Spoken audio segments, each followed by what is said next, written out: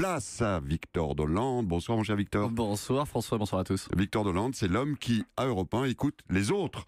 La concurrence, et vous, chers auditeurs, comme vous êtes sur Europe 1, vous n'avez pas eu la chance d'entendre ce qui se disait ailleurs sur les télés. Et évidemment, mon cher Victor, le sujet, on en parlait sur Europe 1 également d'ailleurs, qui a dominé l'actualité, c'est ces sanctions durcies contre les chômeurs. Oui, l'information du canard enchaîné était bien vraie. Les chômeurs qui ne rechercheront pas suffisamment activement un emploi pourront voir leurs allocations réduire de moitié pendant 2 mois.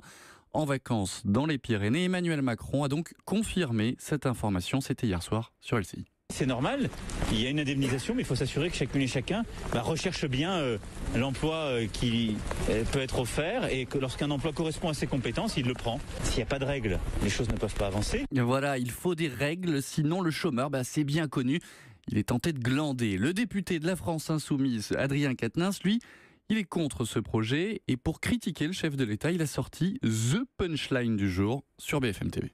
Cette suspicion qu'on vise sur les chômeurs ne tient pas compte de la réalité qui est que le contexte est un contexte de pénurie d'emplois. C'est ça la réalité. Donc si vous voulez, on a un gouvernement assez fainéant qui plutôt que de s'attaquer au chômage, veut s'attaquer aux chômeurs en réalité. Voilà, quand Adrien Quatennens paraphrase le fameux fainéant d'Emmanuel Macron, les troupes du président assurent le service après-vente. Exemple ce matin sur France Info avec le député de La République En Marche, Fabien Gouttefard.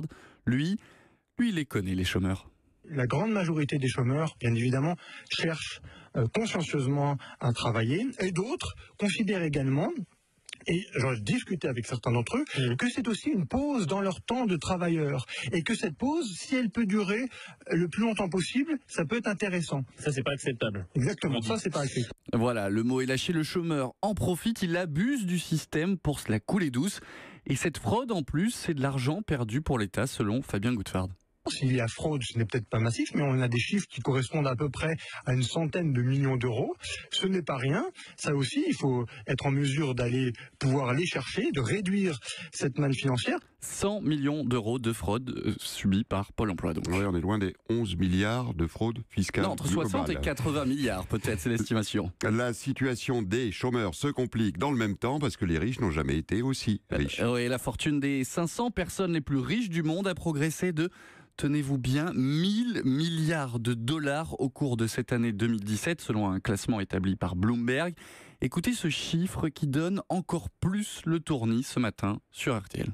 En janvier dernier, donc il y a un an, 8 milliardaires possédaient autant d'argent que la moitié de l'humanité. Encore une fois, s'il vous plaît, je suis pas bien sûr d'avoir entendu. 8 milliardaires avaient autant d'argent que 3,6 milliards d'humains. Il y a 5 ans, au cœur de la crise, il fallait additionner la fortune de 388 milliardaires pour posséder autant que la moitié de l'humanité. Ça veut dire que la situation des plus riches s'est nettement améliorée alors que le monde était encore en pleine crise. Voilà, tout va bien dans le meilleur des mondes pour les plus grosses fortunes de la planète. Allez, il est temps de passer à un autre sujet. 50e anniversaire pour la pilule contraceptive. Ouais, la pilule a été légalisée le 28 décembre 1967.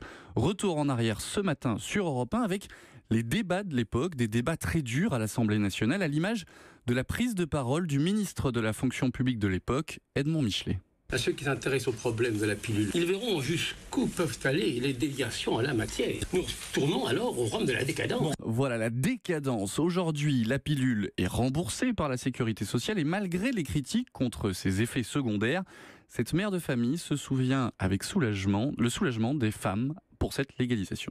À l'époque, c'était le symbole de la liberté. C'était ne pas avoir d'enfants trop tôt et pouvoir mener sa vie comme on l'entendait en fait. Je vois encore aujourd'hui des femmes qui sont mamans alors qu'elles l'ont pas voulu. Et ça, par contre, non. Je trouve que c'est trop important dans une vie en fait. Une pilule contraceptive qui a aussi libéré d'une certaine manière la vie sexuelle des femmes. Et pourtant, 50 ans après, certaines femmes ne se sentent pas encore légales totalement de leur partenaire au lit. Parole extrêmement rare tout à l'heure sur Canal+, de la comédienne Bérangère Krief. Elle a découvert très récemment qu'elle n'avait aucune obligation sous la couette.